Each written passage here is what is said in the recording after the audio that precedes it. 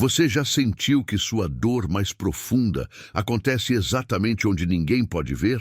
Que as feridas mais dolorosas são aquelas que não deixam marcas visíveis, mas corroem sua alma em silêncio? Hoje vou compartilhar com você uma história que mudou minha compreensão sobre como Deus transforma vergonha em honra pública. E o que descobri vai tocar seu coração de uma forma que você jamais imaginou. Prepare-se para uma revelação que conecta dor invisível, oração desesperada e transformação divina de maneiras que vão muito além do que você já ouviu sobre essa mulher extraordinária. Estamos no livro de 1 Samuel, capítulo 1, e quero que você imagine comigo uma cena que aconteceu há mais de 3.000 anos na região montanhosa de Efraim, numa pequena cidade chamada Ramá. Hoje, essa região corresponde ao território da Cisjordânia, a aproximadamente 20 quilômetros ao norte de Jerusalém. Para termos uma ideia, essa jornada de Ramá até o tabernáculo em Siló, onde nossa história se desenrola, levava cerca de 2 dias de caminhada intensa pelo terreno acidentado das montanhas centrais de Israel. Arqueólogos que estudam essa região explicam que as famílias faziam essa peregrinação anual, enfrentando não apenas a distância física, mas também os perigos de bandidos nas estradas e as dificuldades climáticas do semiárido Mediterrâneo. Agora, aqui está algo que poucos percebem sobre essa narrativa. Estamos diante de uma das feridas mais cruéis que uma mulher pode experimentar, e ela não vinha de um inimigo nas ruas ou de uma guerra distante. O versículo 6 de 1 Samuel capítulo 1 nos revela algo devastador, porém a sua rival a irritava excessivamente para a embravecer, porque o Senhor lhe havia cerrado a madre. A palavra hebraica usada aqui para rival é tsara, que literalmente significa aquela que causa angústia estreita. Antropólogos culturais que estudam sociedades poligâmicas antigas explicam que essa palavra era usada especificamente para descrever a rivalidade entre coesposas, uma tensão psicológica constante que definia a dinâmica familiar na época. Vamos pausar aqui, porque precisamos entender o contexto cultural que torna essa história ainda mais impactante. Na sociedade israelita do período dos juízes, aproximadamente 1.100 anos antes de Cristo, a estrutura familiar era profundamente diferente da nossa. Historiadores explicam que a poligamia, embora não fosse o ideal divino estabelecido no Éden, era uma prática aceita culturalmente e criava uma competição brutal entre mulheres dentro do mesmo lar. Para aquela época, ter filhos não era apenas uma alegria pessoal, era sua identidade social, sua segurança econômica e, o mais importante, era interpretado como sinal da aprovação divina. Arqueólogos descobriram textos cuneiformes de civilizações contemporâneas a Israel, como os hititas e cananeus, que mostram que mulheres estéreis podiam ser devolvidas às suas famílias ou substituídas legalmente. O Código de Hammurabi, documento legal da Babilônia daquela mesma época, estabelecia que uma esposa sem filhos deveria providenciar uma serva para gerar herdeiros ao marido. Então imagine a situação de Ana. Seu nome, do hebraico Hana, significa graça ou favor. Uma ironia cruel, considerando que ela vivia numa situação onde não experimentava nenhum favor aparente. Ela era amada por seu marido Eucana. O versículo 5 nos diz que ele lhe dava porção dupla porque a amava, mas dentro daquele mesmo lar, dia após dia, ano após ano, Penina não apenas tinha filhos, ela usava essa bênção como arma. O texto sagrado usa uma expressão contundente. Ela a irritava excessivamente. A palavra hebraica kaas significa provocar, causar amargura deliberada, um tormento psicológico constante. Especialistas em psicologia do trauma explicam que agressões repetidas e sutis, especialmente dentro do ambiente doméstico, causam danos emocionais mais profundos que confrontos abertos, porque a vítima não tem como escapar nem como se defender publicamente. E aqui está uma verdade que precisa ser dita com toda clareza. A zombaria de Penina não era casual, era sistemática. O versículo 6 nos revela que isso acontecia ano após ano. Imagine a crueldade refinada disso. Todo ano, quando a família subia para adorar ao Senhor em Siló, quando deveria ser um momento de alegria espiritual e comunhão, Penina transformava aquilo em tortura psicológica para Ana.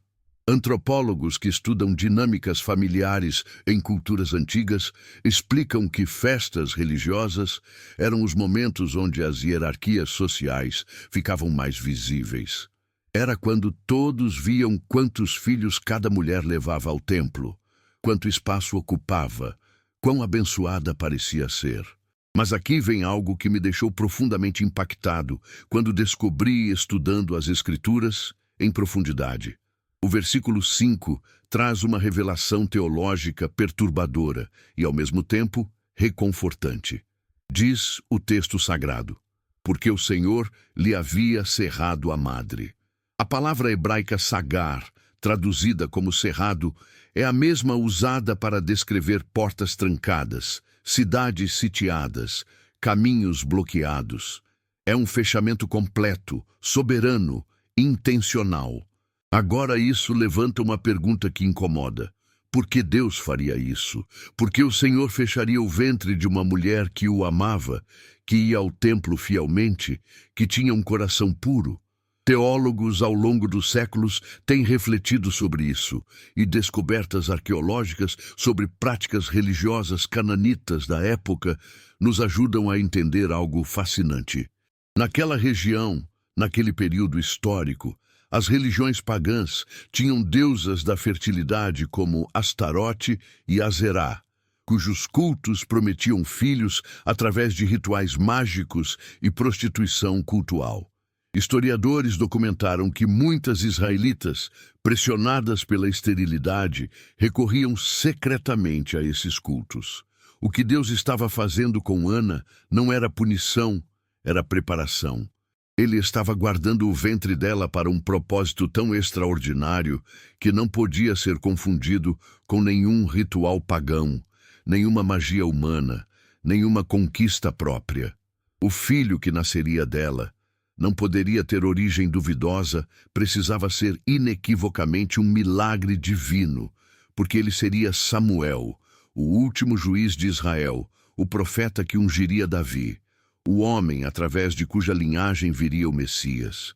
Mas Ana não sabia disso ainda. Ela vivia a dor sem a explicação. Isso nos leva a um dos momentos mais poderosos de toda a narrativa bíblica.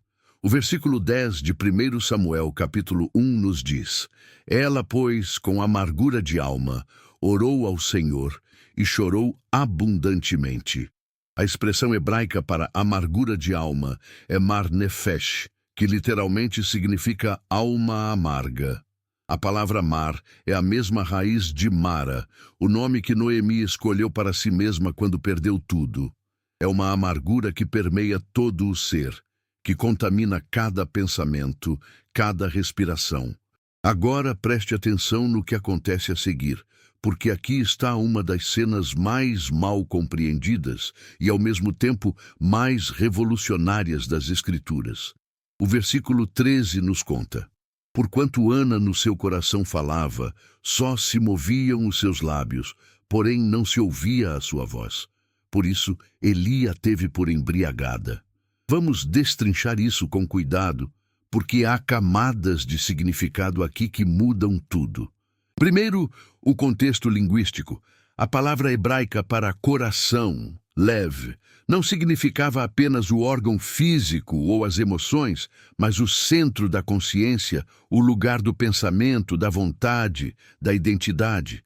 Quando o texto diz que ela falava no coração, está descrevendo uma oração que nascia do núcleo mais profundo do seu ser. Especialistas em história da adoração judaica explicam que isso era absolutamente incomum. Todas as orações públicas na época eram faladas em voz alta, seguiam liturgias estabelecidas, usavam fórmulas reconhecidas. A sinagoga ainda não existia nesse período, estávamos na era do tabernáculo, mas as orações comunitárias já seguiam padrões vocais específicos. O que Ana estava fazendo era tão inédito que Eli, o sumo sacerdote, o líder espiritual máximo de Israel, não conseguiu reconhecer aquilo como oração. Ele viu os lábios se movendo, viu a intensidade emocional, viu o desespero físico, e sua única referência foi embriaguez. Vamos pausar aqui porque há algo profundamente perturbador e ao mesmo tempo libertador nessa cena. O homem que deveria discernir a dor espiritual, que carregava urim e tumim no peitoral para buscar direção divina, que queimava incenso no altar como intercessor entre o povo e Deus, esse homem não reconheceu uma oração genuína quando a viu. Isso nos mostra algo crucial. Deus ouve orações que nem mesmo líderes espirituais conseguem compreender. Sua dor pode ser tão profunda, tão incompreendida, tão fora dos padrões religiosos aceitos, que até quem deveria te apoiar pode te julgar mal. Mas Deus não apenas ouve, ele responde. Aqui está o que me fascina profundamente sobre esse momento. Ana estava criando um novo tipo de oração. Historiadores da espiritualidade judaica explicam que essa é considerada a primeira oração silenciosa registrada nas Escrituras. E ela se tornou o modelo para toda a tradição judaica posterior de oração pessoal. O Talmud, compilação de ensinamentos rabínicos séculos depois, estabeleceu que a oração de Ana em 1 Samuel 1 é o paradigma de como orar, com o movimento dos lábios, mas em volume que só Deus ouve, com intensidade que nasce da alma amarga. Agora veja a beleza e a soberania divina nisso. Deus permitiu que o ventre dela fosse fechado, permitiu anos de zombaria, permitiu lágrimas sem fim, porque ele estava preparando não apenas um filho, mas uma nova forma de se aproximar dele. A dor de Ana revolucionou a intimidade com Deus. Sua quebra criou um caminho de oração que nós ainda usamos 3.000 anos depois. Mas há mais. O versículo 11 nos revela o conteúdo da oração dela, e aqui está algo que raramente é explorado em profundidade. E fez um voto, dizendo: Senhor dos exércitos, se benignamente atentares para a aflição da tua serva, e de mim te lembrares, e da tua serva não te esqueceres, e lhe deres um filho varão, ao Senhor o darei por todos os dias da sua vida, e sobre a sua cabeça não passará navalha. Primeiro, observe o nome que ela usa para Deus. Yahweh Tsaba, Senhor dos Exércitos. Essa é a primeira vez nas Escrituras que esse título divino aparece. Especialistas em teologia bíblica explicam que esse nome enfatiza o poder militar e real de Deus, sua soberania sobre todas as forças celestiais e terrenas. Ana não está orando a um Deus tribal ou regional, ela está clamando ao comandante de todos os exércitos angelicais, ao soberano absoluto do universo. Agora preste atenção no voto que ela faz, porque aqui está algo extraordinário. Ela promete entregar o filho antes mesmo de tê-lo. Pense na coragem espiritual disso. Ela está pedindo exatamente aquilo que lhe daria valor social, segurança, identidade, mas ao mesmo tempo está prometendo abrir mão dessa criança. Antropólogos que estudam sociedades matriarcais antigas explicam que o filho era literalmente a aposentadoria da mãe, seu seguro de vida, sua proteção. No contexto jurídico israelita daquela época, baseado nas leis estabelecidas no Pentateuco, um filho primogênito garantia herança, status e cuidado na velhice. Ana está pedindo a Deus aquilo que mais precisa e simultaneamente oferecendo devolver. Isso não é barganha, isso é rendição total. E há mais uma camada aqui. Quando ela diz, sobre a sua cabeça não passará navalha, está se referindo ao voto de Nazireu descrito em Números capítulo 6. Historiadores explicam que o nazireado era uma consagração rara e radical. Samuel se juntaria a apenas 2 outros nazireus mencionados desde o nascimento nas Escrituras: Sansão e João Batista. Esses 3 homens, separados por séculos, formam uma ponte profética entre a era dos juízes, a monarquia davídica e a vinda do Messias. A oração de uma mulher anônima, quebrada, zombada, estava conectada ao plano redentor que culminaria em Jesus Cristo. Agora chegamos ao versículo que talvez seja o mais impressionante de toda a narrativa. 1 Samuel, capítulo 1, versículo 18. Então disse ela: Venha a tua serva achar graça aos teus olhos. Assim, a mulher se foi ao seu caminho, e comeu, e o seu semblante já não era triste. Você percebeu o que aconteceu aqui? Ana ainda não estava grávida. Deus ainda não havia dado nenhum sinal visível. Não houve nenhuma confirmação profética de Eli, nenhuma visão angelical, nenhuma voz audível do céu. Eli apenas disse, no versículo 17, Vai em paz, e o Deus de Israel te conceda a petição que lhe fizeste. Ele não profetizou, ele abençoou sua oração. E isso foi suficiente para transformar completamente o estado emocional de Ana. Especialistas em psicologia da fé explicam que o que aconteceu aqui é chamado de paz antecipatória. Ela experimentou a resposta antes da manifestação.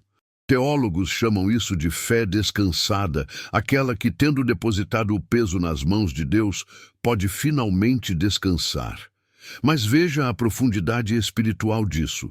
Ana não mudou suas circunstâncias, mudou sua perspectiva. Penina continuava ali, os filhos de Penina continuavam ali, seu ventre continuava fechado, mas algo havia se rompido no mundo espiritual, e seu interior já refletia a vitória que ainda viria. E a vitória veio. O versículo 19 e 20 nos contam: E levantaram-se de madrugada, e adoraram perante o Senhor, e voltaram, e chegaram à sua casa, em Ramá, e Eucana conheceu a Ana, sua mulher, e o Senhor se lembrou dela. E aconteceu que, passado algum tempo, Ana concebeu e teve um filho, e chamou o seu nome Samuel, porque dizia ela, o tenho pedido ao Senhor. A expressão hebraica, o Senhor se lembrou, é Zakor Yahweh. E especialistas em linguística bíblica explicam que essa frase não significa que Deus havia esquecido e então se lembrou. No pensamento hebraico, lembrar significa agir em favor de alguém, intervir na história, manifestar promessa guardada. Quando Deus se lembra, o impossível acontece. O nome Samuel, Shemuel em hebraico, significa ouvido por Deus ou pedido a Deus. Toda vez que alguém chamava aquele menino, estava proclamando que Deus ouve orações. O nome era um testemunho permanente da fidelidade divina. Mas aqui vem algo que muitos perdem. Ana não apenas teve um filho, ela teve autoridade espiritual sobre uma geração. O capítulo 2 de 1 Samuel registra o cântico de Ana, uma das passagens mais teológicas e proféticas de todo o Antigo Testamento. Estudiosos da literatura bíblica explicam que esse cântico se tornou o modelo para o Magnificat de Maria, mãe de Jesus, registrado em Lucas, capítulo 1. Ana, a mulher zombada, se tornou profetisa. A mulher silenciada se tornou voz. A mulher humilhada foi elevada à mestra de gerações. Vamos olhar alguns trechos desse cântico porque eles revelam a transformação completa que Deus operou. 1 Samuel 2, versículo 1. O meu coração se regozija no Senhor, a minha força está exaltada no Senhor. A palavra hebraica para se regozija é alatz, que significa saltar, pular de alegria, exultar sem contenção. A mesma boca que chorava em silêncio, agora proclama em júbilo. Versículo 2. Ninguém há santo como o Senhor, porque não há outro fora de ti, e rocha nenhuma há como o nosso Deus. Ela está fazendo teologia do mais alto nível, declarando a singularidade, a santidade, a imutabilidade de Deus. Mas é no versículo 5 que vemos a referência direta à sua história. Os fartos se alugaram por pão, e os famintos cessaram. Até a estéril teve 7 filhos, e a que tinha muitos filhos enfraqueceu. Historiadores explicam que 7, no pensamento hebraico, não era apenas número literal, era símbolo de completude, perfeição, totalidade da bênção divina. Ana teve Samuel e depois mais 5 filhos, totalizando 6, mas seu cântico profetiza 7, porque ela está falando não apenas de sua própria experiência, mas de um princípio espiritual. Deus completa, aperfeiçoa, leva à totalidade aquilo que parecia impossível. E quanto a Penina, aqui está algo fascinante. Depois da resposta de Deus, ela simplesmente desaparece da narrativa. Seu nome nunca mais é mencionado, nenhuma palavra dela é registrada. É como se, uma vez que Deus falou sobre Ana, a voz de Penina perdesse toda a relevância. Especialistas em análise narrativa bíblica explicam que isso é um recurso literário intencional. O narrador divino está nos mostrando que, quando Deus intervém em seu favor, ele não apenas responde sua oração, ele silencia seus acusadores. Você não precisa se defender, não precisa revidar, não precisa provar nada. A resposta de Deus encerra todas as discussões. Mas a história vai além do pessoal e entra no histórico. Samuel cresceu e se tornou o último juiz de Israel, o profeta que fez a transição entre o período tribal e a monarquia. Foi ele quem ungiu Saul como primeiro rei. Foi ele quem, quando Saul falhou, ungiu Davi, o homem segundo o coração de Deus. E da linhagem de Davi viria Jesus Cristo. Então aqui está a verdade impressionante. A oração de uma mulher anônima, zombada, quebrada, numa cidade pequena há 3.000 anos, está conectada diretamente à redenção da humanidade. O ventre que Deus fechou estava guardando não apenas um filho, estava guardando uma linhagem profética que mudaria a história da salvação. Arqueólogos que escavaram a região de Siló descobriram evidências de destruição massiva que datam do período dos juízes, confirmando os relatos bíblicos sobre os conflitos com os filisteus mencionados no tempo de Samuel. Encontraram também artefatos relacionados ao tabernáculo, incluindo restos de cerâmica que especialistas datam do período exato da narrativa de Ana. A história não é mito, é realidade verificável. Aconteceu em lugares reais, com pessoas reais, numa época real da história humana. E aqui está o que mais me impacta pessoalmente. Ana não é lembrada como a estéril. Ela não é definida pela sua dor mais profunda. Quando a Bíblia menciona Ana posteriormente, é sempre como mãe de Samuel. Sua identidade foi completamente redefinida. O que a humilhou não a definiu. A vergonha deu lugar à honra. A zombaria silenciosa foi substituída por cântico público. Deus não apenas restaurou, ele elevou. Então deixe eu fazer algumas perguntas diretas a você que está ouvindo agora. Você está sendo ferido em silêncio? Há dores que ninguém vê, zombarias que ninguém defende, lágrimas que caem onde testemunhas não existem? Você está experimentando o silêncio de Deus e começando a questionar se Ele vê, se Ele se importa, se Ele vai intervir? Você já orou orações que nem pessoas espirituais conseguiram entender? Você está num lugar onde até sua adoração se tornou campo de batalha? Então, ouça isto. O Deus de Ana é o mesmo hoje. Ele não mudou. Apocalipse 1, versículo 8 proclama: Eu sou o Alfa e o Ômega, o princípio e o fim, diz o Senhor que é, e que era, e que há de vir, o Todo-Poderoso. O Deus que viu as lágrimas de Ana no tabernáculo de Siló há 3.000 anos vê as suas lágrimas agora. O Deus que ouviu a oração silenciosa dela, ouve a sua oração silenciosa. O Deus que transformou vergonha em honra pública, pode transformar sua história também. Mas deixe eu te dizer algo que descobri. A transformação de Ana começou no momento da oração, não no momento da resposta. O versículo 18 deixa isso claro. Seu semblante mudou antes do filho nascer. A paz veio antes do milagre. Porque quando você verdadeiramente entrega tudo a Deus, quando você ora com amargura de alma, mas com rendição total, quando você promete devolver até aquilo que mais precisa, algo quebra no mundo espiritual. Você pode continuar na mesma situação fisicamente, mas interiormente você já experimentou a vitória. E há mais.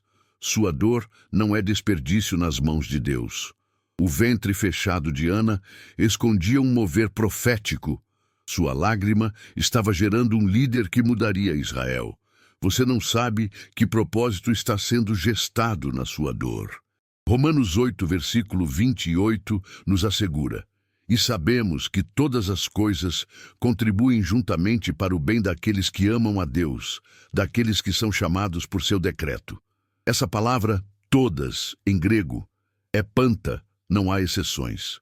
Até a zombaria, até o fechamento, até a amargura, tudo está sob a soberania daquele que escreve histórias de redenção. Então aqui está meu desafio para você hoje. Faça como Ana. Não guarde a amargura, transforme-a em oração.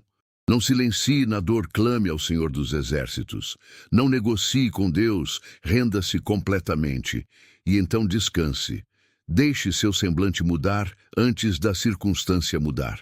Porque a verdadeira transformação começa quando você deposita o peso impossível nas mãos daquele que faz o impossível. E quando Deus responder, e Ele vai responder, porque Ele é fiel, não se esqueça de cantar. Ana não apenas recebeu e silenciou, ela proclamou.